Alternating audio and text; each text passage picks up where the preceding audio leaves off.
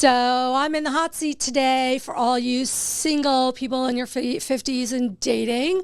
Nicole Janis, 50s AF podcast. And what I mean by that is people have questions for me personally. I've always said that I would answer them or put myself on a platter. Here we go. Deep dive. I'm answering questions.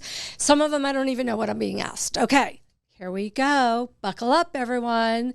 Let's hear what I'm being shot with today. I don't think I'm hard on men about the subject about dating in your 50s. I think even being on the podcast, honestly, I feel like I've evolved. I was pretty hardcore about like, must be this, must do that. And the whole point is this whole platform is for learning about navigating dating in your 50s. So if I'm being honest, I'm navigating this shit too. And I've kind of changed up, I think, and I would think it shows with my guests that I'm not that hard. I just think that men need to up their game a little bit. That's all. Ooh, politics. Who wants to answer anything about fucking politics right now? But it's a good question. Where is politics, especially right now that Biden stepped down? I think that it's even more of a shit show if you involve politics, because as it is, we're all told don't talk about politics and past relationships on your first few dates, which quite frankly, I do talk about past relationships because I think it's great to kind of get to know a little bit about someone. So I break that rule. But I think we're going to be really divided in the next few months. And I know there are some people that are very hardcore on their beliefs or party line. And that's definitely going to take a play, I think, into how people date and make a second date or not, let alone even if they go on a first date. I mean, I think it's going to be one of the top questions people are going to ask right away. What the fuck is, where do you align? So it's going to make it more of a shit show. When I started this podcast, literally my son said to me, "What WTF, Mom? Like, you're going to do a podcast about dating? Nobody's going to want to date you." All right. But, you know, it has its advantages and definitely disadvantages. Disadvantages and advantages on this one is people can do a deep dive on me and kind of like know everything I stand for. Or at least they think so. And it's kind of funny because they'll start off like, "Hey, I saw this and I know you feel about this." And it's like, yeah, but you know, it's not really knowing me. But I think that I try really hard not to talk about specific circumstances on my dating, including I will never badmouth specifically a person, or I would not have a dating life. I mean, that's obvious. I generically will talk about things, but not so it gets back to anyone. So no one has to be scared about dating me and talking about them publicly. That's not going to happen. Biggest challenge is dating in my 50s. Personally, it's kind of like everything I talk about, going through menopause, body positivity, having a lot of first bad dates or not even getting there. And, you know, I feel like for me, I feel the pressure of time is against me. I'm 55. And it's like, I feel like, how much do I invest in a relationship before I know whether to keep going? That's a scary, scary deep dive for me. And being vulnerable is hard for me. And trusting is hard for me. So if you have issues with being vulnerable and trust like me, yeah, it makes it hard. It definitely makes it hard. And I think that's the biggest challenge for me, is how much I want to invest in a relationship and be that much older, like many of you.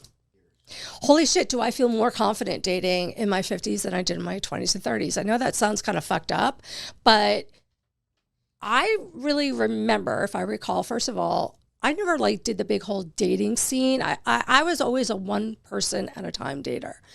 And I don't think I understood having my own identity and accomplishments and what that brought to the table for me and for in a relationship in my 20s and 30s. In my 50s, I'm proud of the version I am of a person I am now. And I kind of think I dig dating in my 50s more because of that. I feel more confident. It doesn't mean I don't always feel confident, but overall I feel more confident in who I am and what I can bring to the table. 20, 30s, I didn't know what the fuck I was doing or looking for that matter. Wow, how has dating changed since 20s and 30s? Well, we didn't have social media back then. And I talk about this all the time, and it's no different. I mean, you just saw someone across the room, you're like, hey, you look at each other, your eyes lock.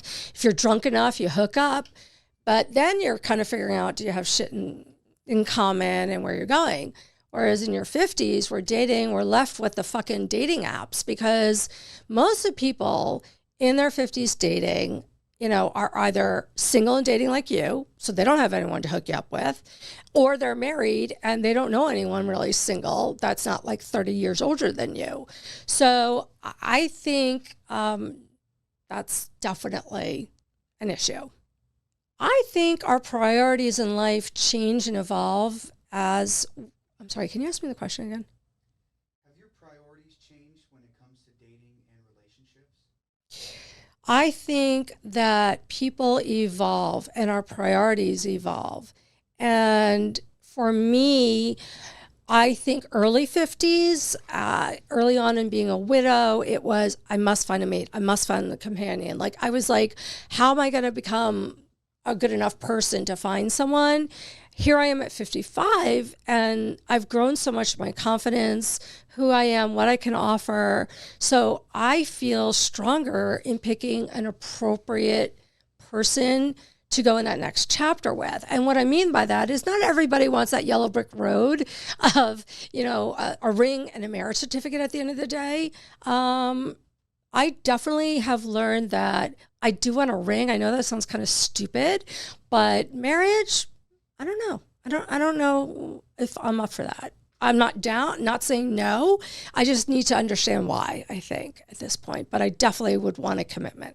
So emotional connection in a physical relationship, I don't care what age you are, you got to fucking have it. I mean, in our 20s and 30s, yeah, you guys might have had their beer goggles and frat boys and the whole thing in college. And then you're coming out of college and, you're having your fun, starting your career. You're not yet thinking about, like, the man or woman you're with. You're kind of thinking, like, just getting through the night and did I score or another guy to take me out?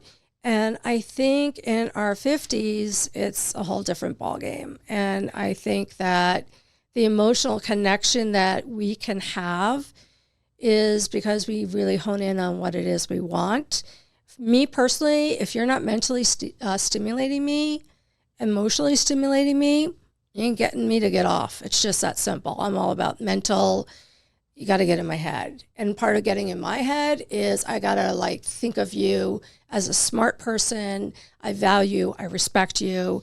You treat me like a woman, and you connect with me emotionally. That's the way to have good intimacy to me.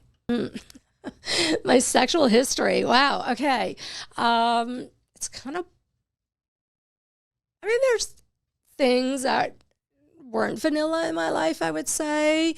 I definitely, for a reason, tell couples, whether you're married or not, it's your one life. And if you're in a committed relationship, you kind of should be comfortable enough to share each other's fantasies. And if everyone agrees, come on, it's one life. If it's not that big a deal, give that person that fantasy. With that said, I definitely have explored those fantasies and feel fulfilled. I don't necessarily need to do that anymore.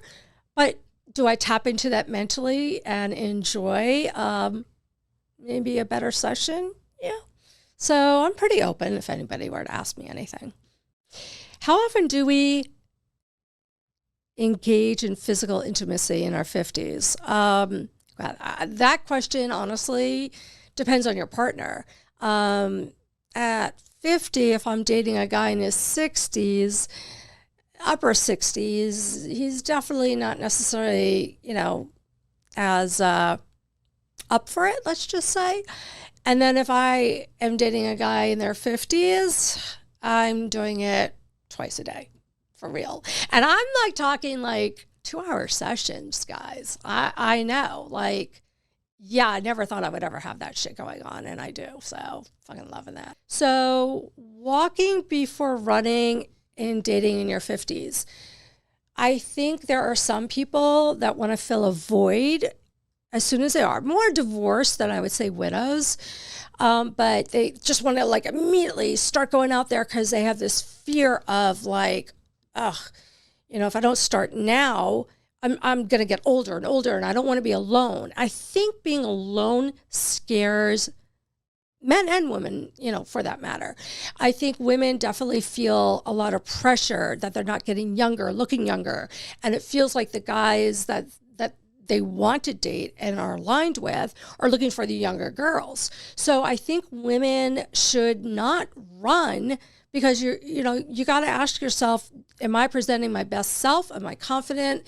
Do I offer the best version of myself? Because honestly, that's going to land you the permanent relationship. Just running before walking is going to lead into just doing it over and over. And before you know it, you're 60 and still doing the same shit. If I were to describe the current relationship I'm in right now, I refer to it as being home.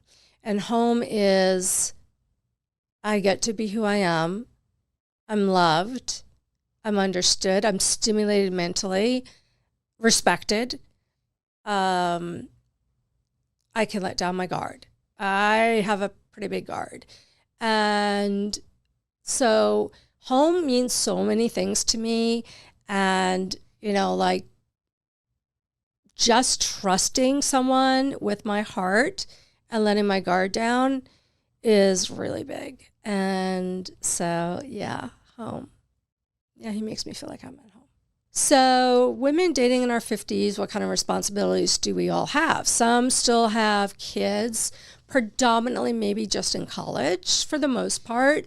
My responsibilities, look, I have adult children. I have other business ventures and stuff I do, but balance, I am finding it actually hard right now because people think like, oh, you're doing a podcast, you just come in and do it. No, there's a lot of work that goes into it.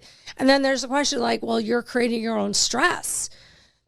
That's true. I don't have to work so hard to balance a relationship and balance doing a podcast and social media and like being relevant. And really, at the end of the day, yes, I'm here to help women, but in order to help women, I got to reach my audience. So in order to reach my audience, I'm constantly out on social media, learning, reading, making sure my social media is right.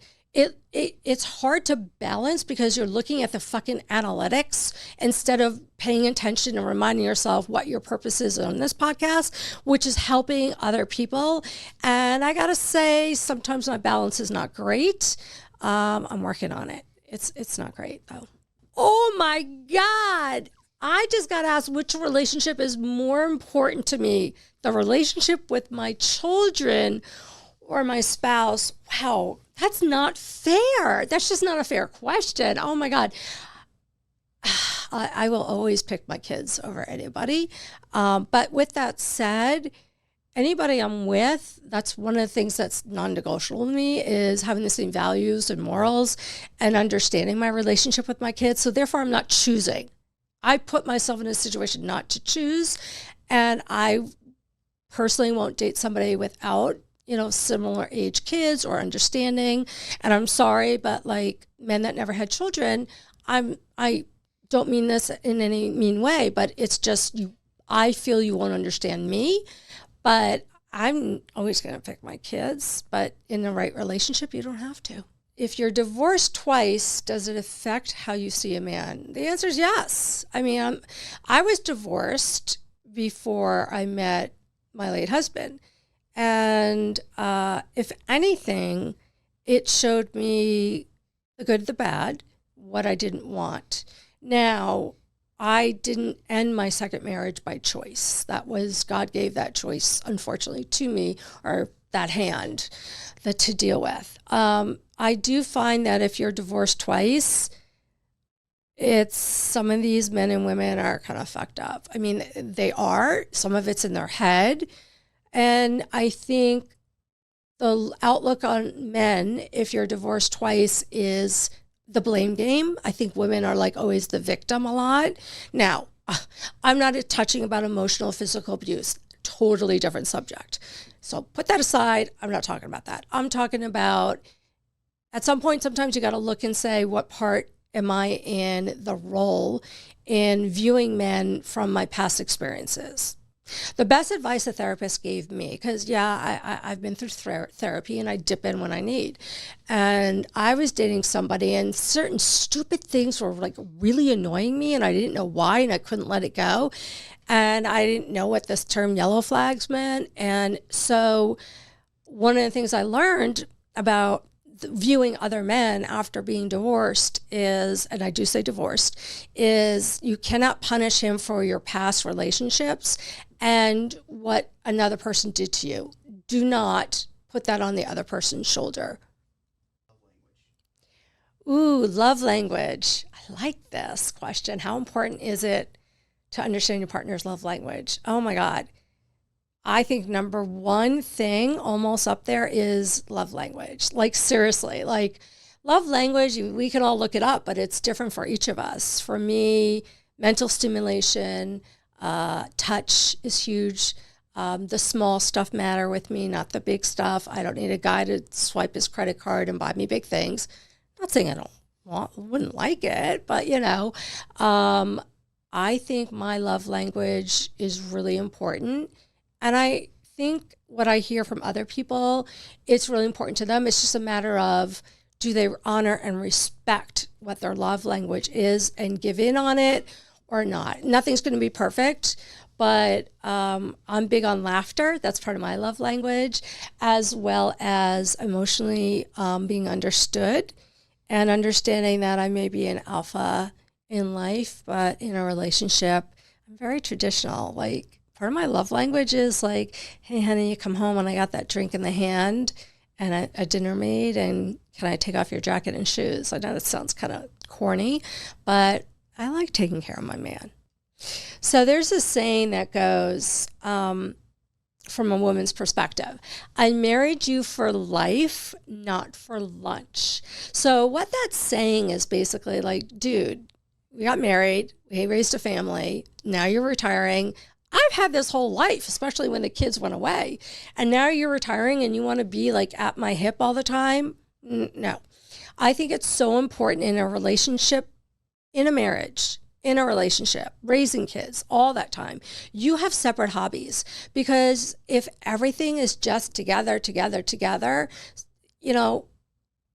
I just don't think it's healthy. I think it's more stimulating, like, hey, how was your golf game? Or, hey, you went on a girls' trip. I think it's really important to have separate hobbies.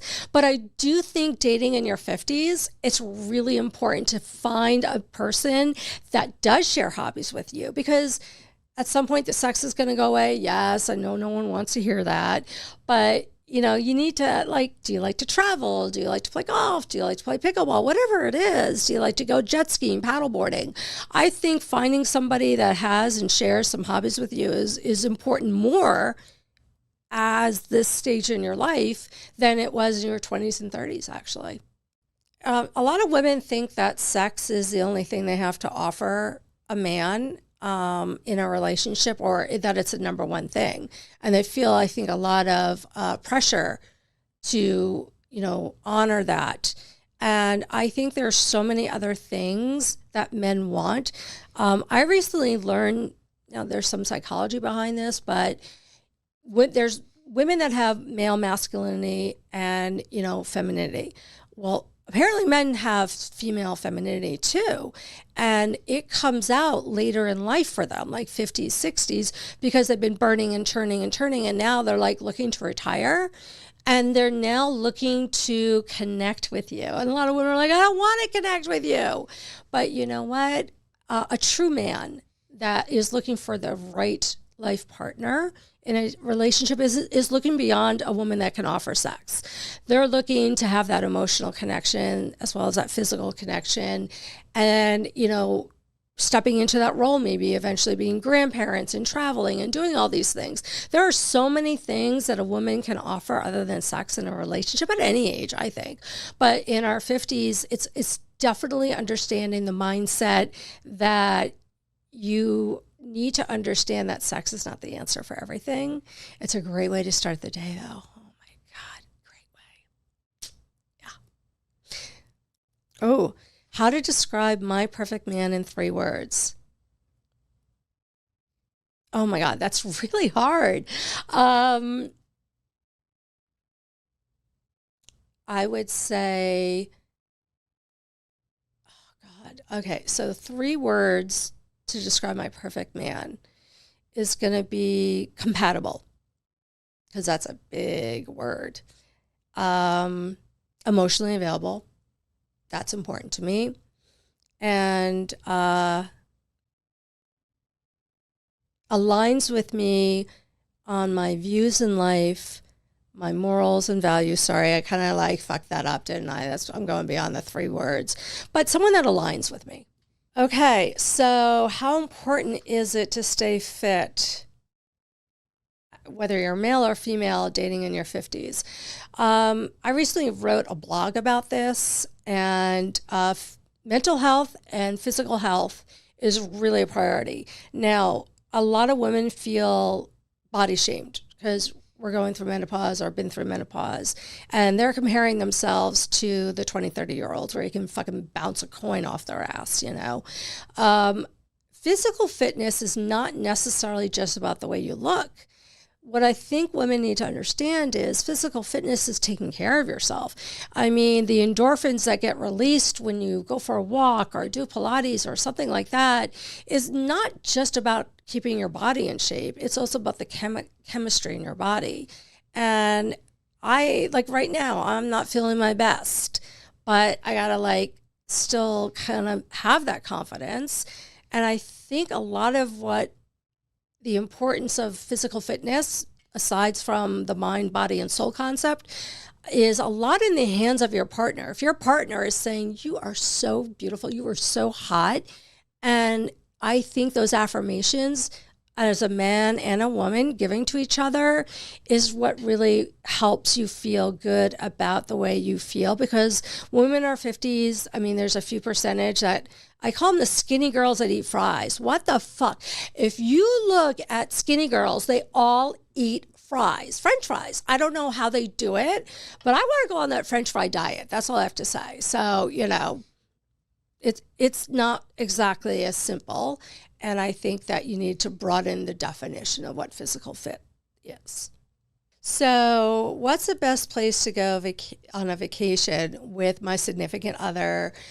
The person I'm with right now, let's take for example, which, by the way, I broke all my rules and dated somebody 2 years younger than me with younger kids. So even Nicole can evolve, and I just putting that out there. So with that said, about traveling, the question is, other than Paris, where would I want to go with my significant other and travel? So I'm dealing with the reality that now that I'm dating somebody closer to my age, rather than their 60s, they're working. They work every day. So for Nicole, that doesn't mean just galley up and travel like my friends do, because my late husband was 13 years older than me. So I'm very young looking and handsome. And so my circle of friends, they're all traveling nonstop right now. So I've made the conscious understanding that being with somebody that is my age, that's not happening with me.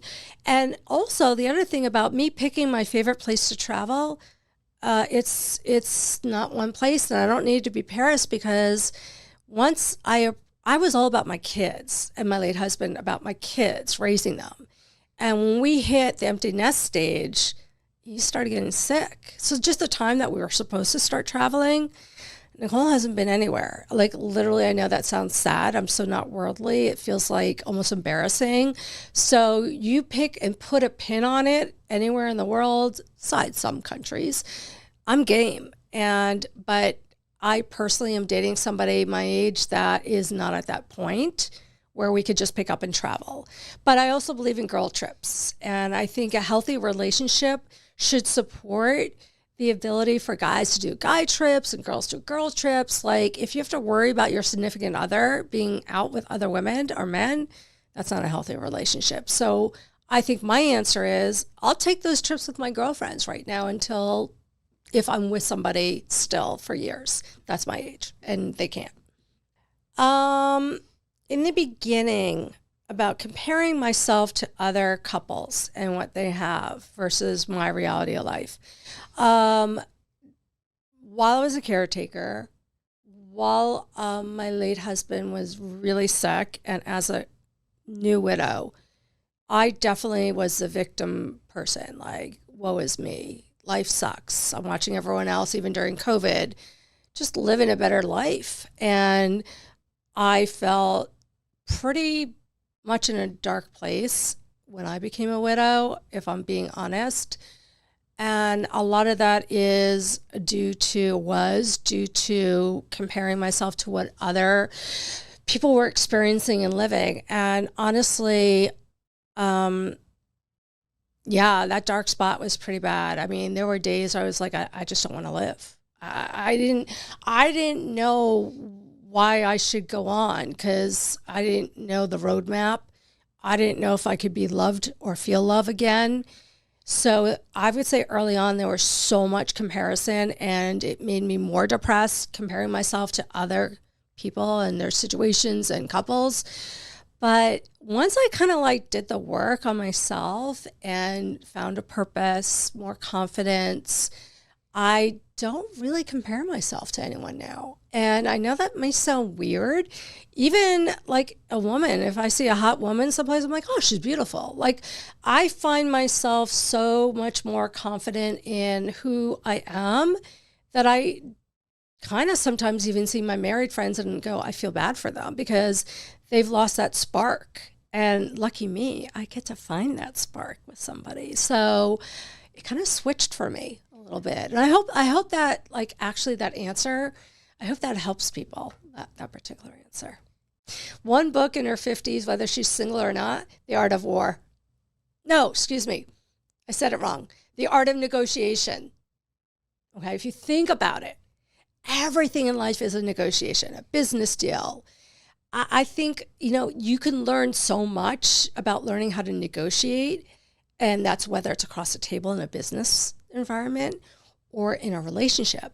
Because, raising your voice, being quiet, all these little subtle things that we do, people don't realize it's an art of negotiations. And so your communication style should, I think, kind of include that. So I think history books are great.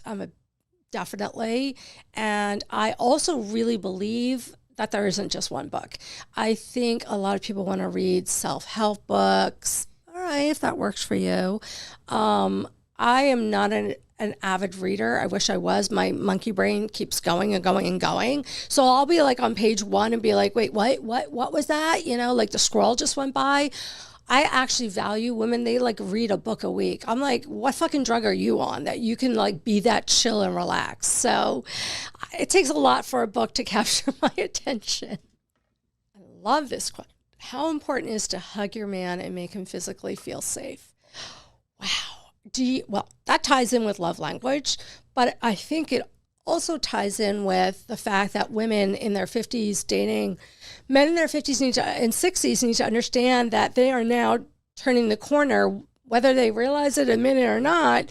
They want more of an emotional connection, whereas they were burning and churning and just like type A personality. Now they're stepping down.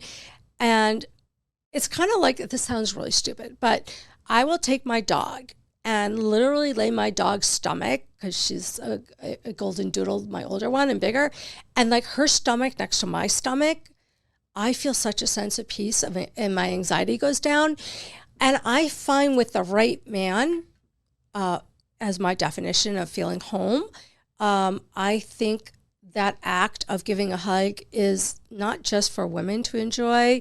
I think men really enjoy that embrace and that connection, because a hug, if you really think about it, you're feeling each other's heartbeat. You're feeling each other's, warmth, that intimacy. It's almost more intimate in some ways without being intimate. A hug is such a connection, and I think men, I'm finding, want to feel it more and lean into it than they did when they were younger. So one piece of advice to women dating in their 50s and just starting out, That's hard because everybody's situation is different. So that answer, like honestly, if I'm asked one piece of advice, I would say, gosh, you got to love yourself. You got to love yourself. It's a toss up between, I was going to say finding your purpose, but honestly, in order to find your purpose, you got to love yourself. So whatever that takes to love yourself, that journey, I think is the first thing you need to hone in on and figure out how to love yourself, whether it's working through trauma, feeling good about yourself and taking those steps. They're all encompassed under loving yourself. So the one advice, love yourself, big umbrella, everything's underneath it, and take that step. And, that's when I talk about walk before running in the dating world. You got to walk before you run. So here I am, Nicole Chanis, just been asked a bunch of personal questions, and I love when people ask me questions. And, the saucier, the sexier, the better. I'll go there if you ask me a specific question.